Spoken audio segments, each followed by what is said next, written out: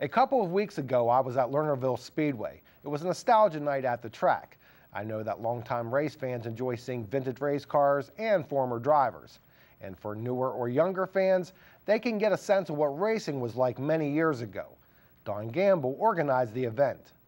Well, Lernerville Speedway, several years ago, they asked me if we could do a nostalgia night and sent out about 100 invitations. And I think we had about 50 former drivers and car owners from the Speedway from when the track first opened in '67 up to guys that maybe raced up to about 1980.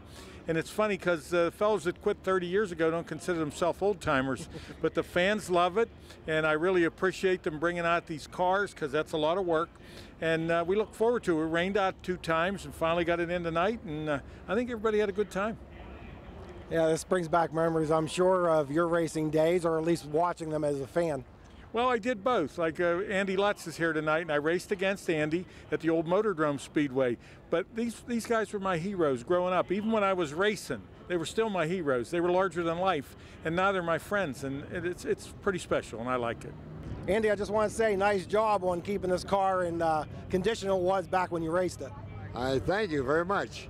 I had given this car to a museum to put on display, and the guy died. I didn't find out for 2 years afterwards, and I played hell finding it because his family sold everything that was there, and they weren't allowed to. I'm sure you get probably a lot of fans who come up and remember you driving this car. Oh yeah, we won our share in Lernerville with it. Yes, sirree. Now let's talk a little bit about that sign you have on the back of the car. Okay, I did that back when I was racing. The money was a little bit tight, but I made that sign up, and Don Martin just loved that. And he says, Andy, you go over to the tire truck and pick out any tire you want. That's the kind of guy Don was. What do you like about these get-togethers with all these former drivers? Well, you know, you get to meet people you haven't seen, some of them for 20 years, you know.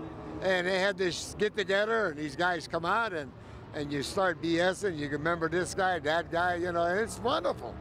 You know, we ain't got too much longer to go. We're getting up in age.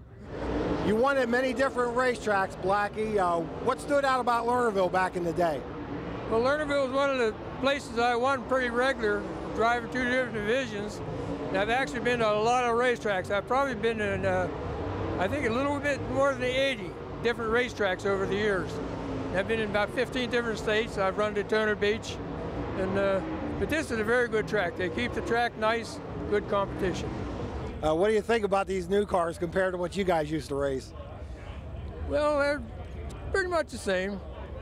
You know, just they cost more money. That's the biggest thing. Used to be we built them ourselves, or you know, we raced what we built. A lot of cars now they buy them and then turnkey job. They just get in and race them. That's where money started to spoil things. Here we are with Paul Backus, a member of the Penmar Vintage Race Car Club. We've seen you out on the tracks like Heston and stuff. Now you're getting to show your car off to some other different people.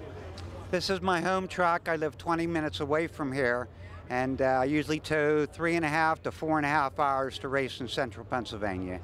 This car was owned by Tom Robertson from Monroeville, and he had Deke Scott, Blackie Watt, Ed Lynch Sr. in this car, Larry Johnston from Mount Pleasant, and a few other drivers. And this was an active car here at Schmucker's, Tri-City, and Bedford in 1970 and 71. I'm trying to promote a 2-race deal in Western Pennsylvania next year. We're going to call it the West Penn Nationals, and we hope that this track will sign on here at Lernerville and share it on a Saturday night with the Mercer Raceway Park. I'm working on that deal, and hope it goes through. We can bring some vintage racing to Western Pennsylvania.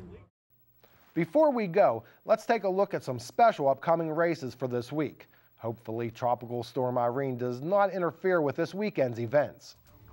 On Friday, Williams Grove Speedway will host a URC 358-360 Sprint Challenge in addition to the 410 Sprints. Then the challenge moves to Port Royal Speedway on Saturday. The 410 Sprints and Enduros are also on the card. Lincoln Speedway will run twin 20-lappers for the 410 Sprints this Saturday. Also on Saturday, the All-Star Circuit of Champions sprint cars make their second appearance of the season at Mercer Raceway Park. And Mountain Speedway is in action twice this weekend. It will run a special Sunday afternoon program with a 75-lapper for the Northeast Modifieds and a 50-lap special for the Street Stocks. While I'm glad I could get in a couple of nights of racing this week, hopefully next week I can bring you more highlights here on Pit Pass. Thanks again for joining us, and remember, if you want to contribute to the growth of our sport, quite simply support those who support racing.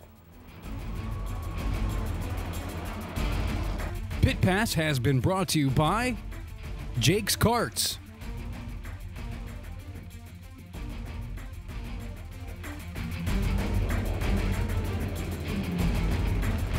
This has been a production of WHVL Sports.